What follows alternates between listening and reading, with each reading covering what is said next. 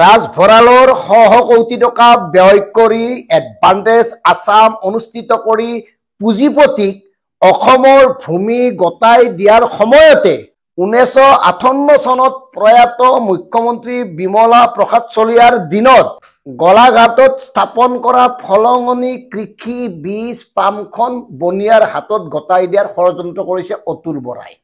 275 বিঘা ভূমি জুৰি থকা এই ফলঙনি বীজ পামৰ 75 বিঘা ভূমি বাবা ৰামদেৱক দিব খুজিছে পাম অইলৰ খেতি কৰাৰ বাবে। চিন্তা কৰক, কৰিব লাগিছিল কি, এওঁলোকে কৰি আছে কি? এই ঐতিহাসিক পুৰাতন ফলঙনি বীজ পামক পুনৰুজ্জীৱিত কৰাৰ পৰিৱৰ্তে এওঁলোকে কি কৰিব খুজিছে, বহুজাতিক কোম্পানীক গতাই দিব খুজিছে।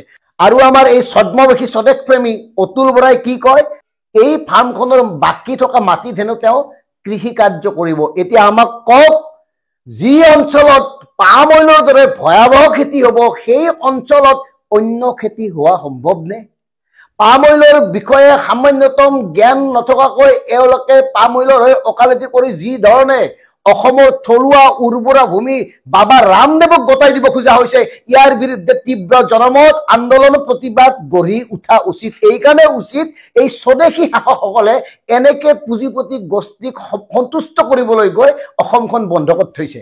আৰু এটা কথা জনাই থওঁ, এই ফলঙনি বীজ পামখন বৰ্তমান খুমটাই সমষ্টিৰ অন্তৰ্গত। ইয়াৰ পূৰ্বে সৰুপথাৰ সমষ্টিত অন্তৰ্ভুক্ত আছিল। বিশ্বজিৎ ফুকন আছিল তাৰ বিধায়ক।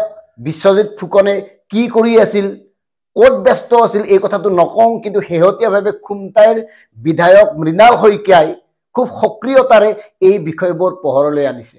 আমি পুনৰবাৰ গোলাঘাটৰ ফলঙনি বাকী ৰাইজক ক'ব খুজিছো, অমূল্য সম্পদ এই 275 বিঘা ভূমি।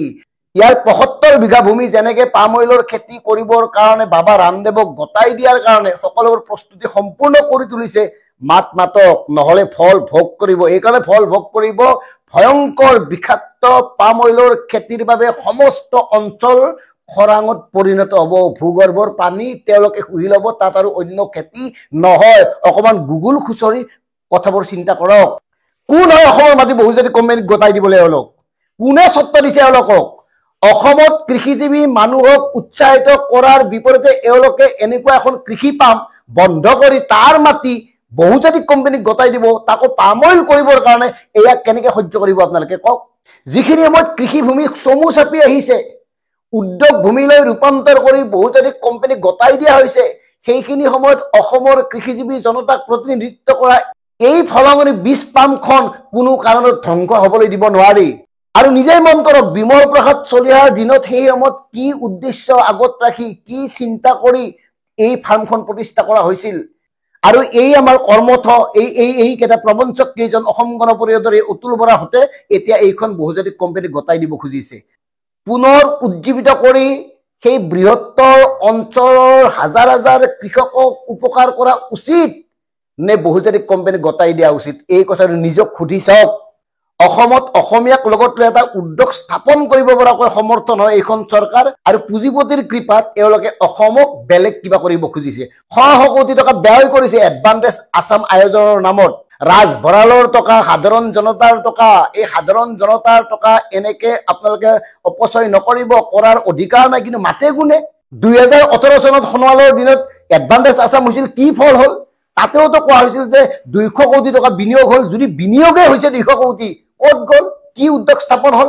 তাতো আহিছিল আম্বানীকে আদি কৰি ভূটানৰ ৰজা, মুখ্যমন্ত্ৰী, প্ৰধানমন্ত্ৰী, চব মানে বিভিন্ন নেতা আহিছিল। লাভ কি হ'ল? গতিকে ডিকেৰিৰ স্পষ্ট কথা। আৰু গোলাঘাটৰ সমূহ সচেতন ৰাইজলৈ আমাৰ বিনম্ৰ অনুৰোধ, আপোনালোকে জোৰ বান্ধি থিয় হওক, একগোট হওক। আপোনালোকৰ ভূমি বহিৰাগতক গতাব নিদিব। হয়তো কিছুমানে ক'ব এনেই পৰি আছে মাটিখিনি, কিবা এটা ভাল কাম হওক। এনেই পৰি থকা মাটিখিনি অসমীয়াই ব্যৱহাৰ কৰিব নোৱাৰে নেকি? এনেই পৰি থকা মাটিখিনিত অসমীয়াক লগত লৈ সংঘবদ্ধভাৱে কৃষি বিপ্লৱ হ'ব নোৱাৰে নেকি? এনেই পৰি থাকিল বুলিয়ে অসমৰ মাটিক বহুজাতিক কোনোবা টকা থকা মানুহক দিব নেকি? গতিকে প্ৰিয় দৰ্শক, কথাবোৰ চিন্তা কৰক। এই হৈ আছে আমাৰ অসম, এনেকে গৈ আছে অসমৰ ভৱিষ্যত। এনেকে অসমৰ উৰ্বৰা ভূমিত বহুজাতিক কোম্পানীৰ চকু পৰাৰ ফলত আমাৰ এই শাসক পক্ষই, আমাৰ স্বদেশী ভণ্ড নেতা কিছুমানে শাসক পক্ষক সন্তুষ্ট কৰিবলৈ গৈ তেওঁলোকে যি কয় তাকে হয়বৰ দি হয় হুজুৰ হৈ চলি আছে। ধন্যবাদ।